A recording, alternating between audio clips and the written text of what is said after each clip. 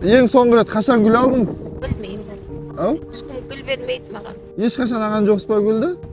Міне ешқашан гүл алмаған кісіні іздеп жүргеніміз ғой. Қазір, қараңыз қазір. Gül vermeydi, sıkılmen kütleyim de balam. 8 мартыңызбен міне мерекеңізбен апа. Ала қой. Kızlarga bir aynen. Шын көңілден беріп жатырмыз ғой. Мынау Мико деген кафе бар осы жерде.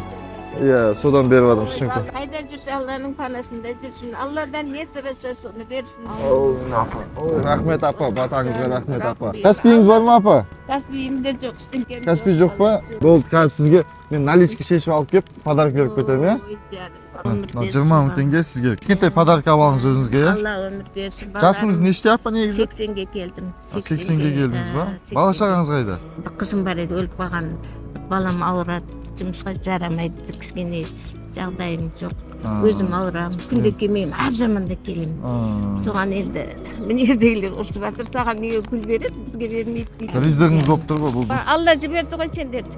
Мына бір кемпірге баршы деп жіберді ғой. Көздегі күңіренген күнде мұңаямды өкпелеймін кімге